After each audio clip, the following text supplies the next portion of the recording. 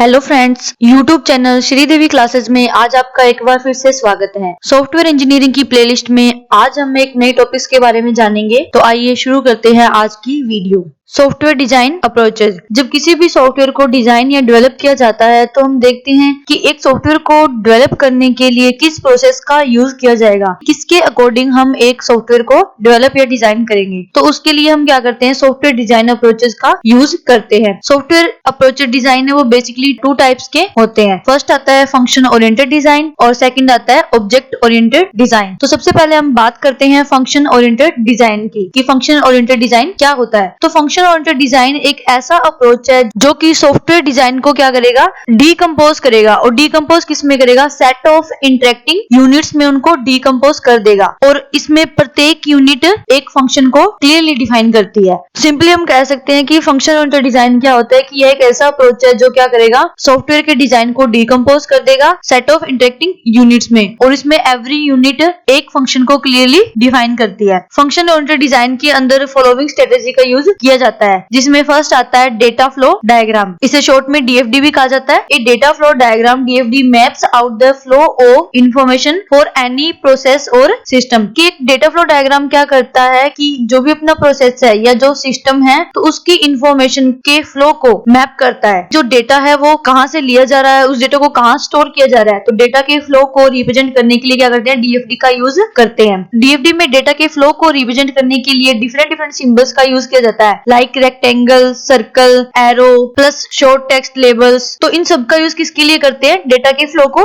Represent करने के लिए। इसमें क्या करेंगे, सोर्स से लेकर के डेस्टिनेशन तक के बीच का जो भी रूट होता है उसको डिफाइन करने के लिए क्या करते हैं, कुछ एक सिंबल्स का यूज करते हैं। फंक्शन ओरिएंटेड डिजाइन के अंदर नेक्स्ट हम बात करते हैं डेटा डिक्शनरी की। डेटा डिक्शनरी के अंदर बेसिकली क्या होता है कि डीएफडी के अंदर जो भी डेटा आइटम्स को डिफाइन किया जाता है तो उसी डेटा आइटम्स की इंफॉर्मेशन को स्टोर करने के लिए क्या करते हैं, डेटा डिक्शनरी का यूज किया जाता है। तो डेटा डिक्शनरी क्या होती है, एक सिंपली रिपोजिटरी होती है जो कि क्या करती है, डीएफडी के अंदर जिस भी डेटा आइटम को डिफाइन किया गया है उसकी ऑल इंफॉर्मेशन को स्टोर करने के लिए डेटा डिक्शनरी का यूज किया जाता है। साथ ही डेटा डिक्शनरी क्या करती है, जब सॉफ्टवेयर को डेवलप करते टाइम रिक्वायरमेंट स्टेज आता है तो उस टाइम में डेटा डिक्शनरी डेटा आइटम्स को कंटेन करती है। डेटा डिक्शनरी की हेल्प से हम किसी भी डेटा आइटम्स को रैपिडली या फिर फास्ट एक्सेस किया जा सकता है। डेटा डिक्शनरी के अंदर फॉलोइंग को इंक्लूड किया जाता है, जैसे कि नेम ऑफ द आइटम, की जो आइटम को स्टोर किया जा रहा है उसका नेम क्या है, कि किसी भी आइटम्स का कोई अनदर नेम हो तो उसको भी कहाँ रखा जाता है, डेटा डिक्शनरी के अंदर डिफाइन किया जाता है। डिस्क्रिप्शन, की जो भी डेटा आइटम्स अपने डीएफडी के अंदर यूज कर रहे हैं उसका जो डिस्क्रिप्शन होता है उसे भी डेटा डिक्शनरी में रखा जा सकता है। रिलेटेड डेटा आइटम, की एक आइटम से कोई अनदर आइटम से वो कैसे रिलेटेड है। रेंज ऑफ वैल्यू,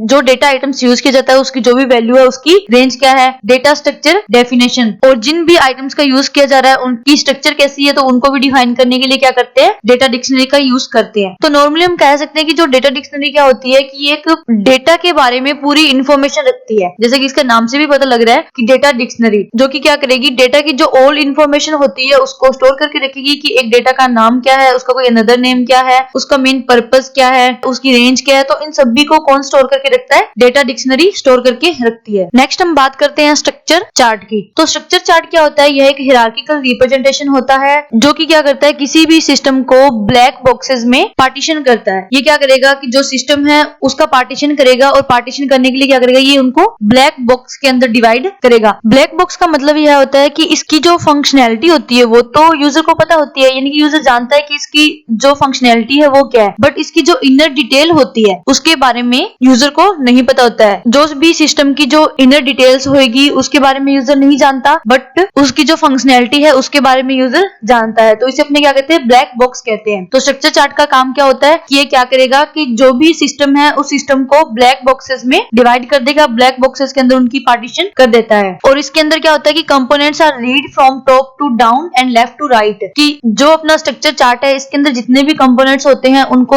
रीड करने के लिए क्या करते हैं, ये तो टॉप डाउन अप्रोच का यूज करते हैं या फिर लेफ्ट टू राइट इनको रीड किया जाता है। ब्लैक बॉक्स को हम एक एग्जांपल के थ्रू भी समझ सकते हैं, जैसे कि सपोज कि कोई भी एक मॉड्यूल क्या कर रहा है, किसी अनदर मॉड्यूल को कॉल कर रहा है। तो जिस मॉड्यूल को कॉल किया जाएगा तो वो क्या होगा, as a black box work करेगा। वो क्या करेगा, सिर्फ जिन पैरामीटर्स की रिक्वायरमेंट है उनको पास कर देगा और रिजल्ट को शो कर देगा। हम नहीं जानते हैं कि जिस फंक्शन को कॉल किया गया है उसकी इनर वर्किंग क्या है, बट हमें रिजल्ट मिल रहा है। तो ये क्या होता है कि ब्लैक बॉक्स होता है। तो स्ट्रक्चर चार्ट का काम यही होता है कि सिस्टम को ब्लैक बॉक्सेस के अंदर डिवाइड करना, उनकी ब्लैक बॉक्सेस के अंदर पार्टीशनिंग करना। नेक्स्ट हम बात करते हैं सीडो कोड की। सीडो कोड एक सिस्टम डिस्क्रिप्शन होता है जो कि क्या करता है, फंक्शन को डिस्क्राइब करता है। यह इंग्लिश में ही रिटन होता है, जैसे कि हम फ्रेजेस लिखते हैं इंग्लिश में, तो उसी की तरह क्या होता है, सीडो कोड होता है। इसमें कीवर्ड्स और इंडेंटेशन का यूज किया जाता है। Pseudo code are used are replacement for flow charts, यानी कि फ्लो चार्ट्स को रिप्लेसमेंट करने के लिए क्या करते हैं, हम सीडो कोड का यूज करते हैं। साथ ही फ्लो चार्ट क्या करता है,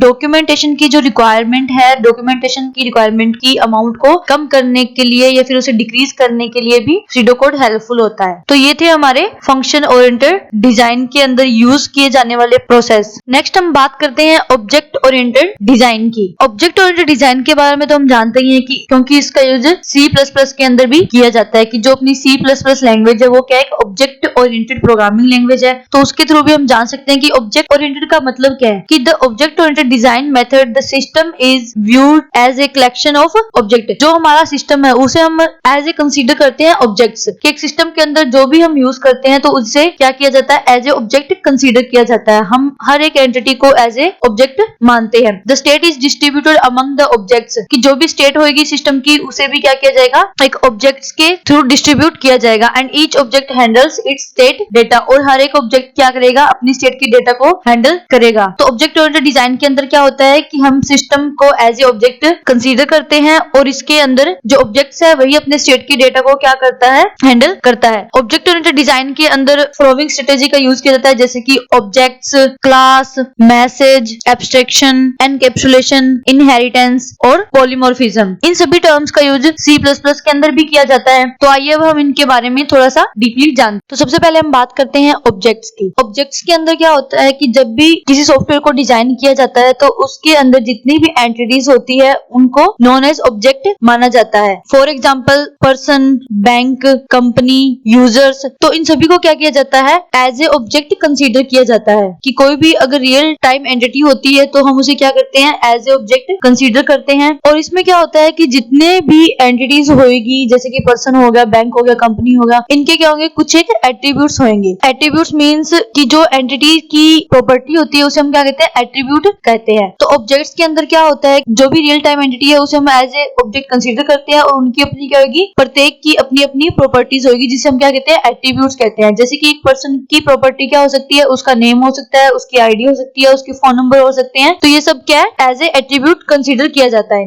नेक्स्ट हम बात करते हैं क्लासेस की। A class is a generalized description of an object. Class क्या है, ऑब्जेक्ट्स का एक जनरलाइज्ड डिस्क्रिप्शन है। इसमें बेसिकली होता क्या है कि an object is an instances of A class, कि जो अपना ऑब्जेक्ट होता है वो क्या है, क्लासेस का इंस्टेंस होता है। और जो अपनी क्लासेस होती है वो क्या होती है, एक ओवरऑल स्कीमा होता है ऑब्जेक्ट्स का। तो a class define all the attributes. Class के अंदर क्या किया जाता है, जितने भी ऑब्जेक्ट्स के जो भी एट्रीब्यूट्स होते हैं या एंटिटीज के जो भी एट्रीब्यूट्स होते हैं उनको डिफाइन किया जाता है। विच an object can have and methods, जिसमें कि क्या किया जाता है, जो भी ऑब्जेक्ट्स की फंक्शनैलिटी होती है उनको रिप्रेजेंट किया जाता है। नॉर्मली हम कह सकते हैं कि जो क्लासेस होता है वो क्या होता है, कलेक्शन ऑफ ऑब्जेक्ट्स होता है, जिसमें कि ऑब्जेक्ट्स के जो एट्रीब्यूट्स होते हैं या एंटिटीज की जो प्रॉपर्टी होती है उनको डिफाइन किया जाता है या ऑब्जेक्ट की फंक्शनैलिटी को रिप्रेजेंट किया जाता है। नेक्स्ट हम बात करते हैं मैसेज की। सिस्टम में जब भी कोई दो ऑब्जेक्ट्स आपस में कम्युनिकेट करते हैं तो वो मैसेज पासिंग के द्वारा क्या करते हैं, आपस में कम्युनिकेट करते हैं। Message consist of the integrity of the target object, कि मैसेज किस पे कंसिस्ट होता है, मेनली कि हमारा जो मेन टारगेट है वो क्या है, तो टारगेट की जो इंटीग्रिटी होता है उसी पे मैसेज कंसिस्ट होता है। तो इसमें मेनली होता क्या है कि the name of the request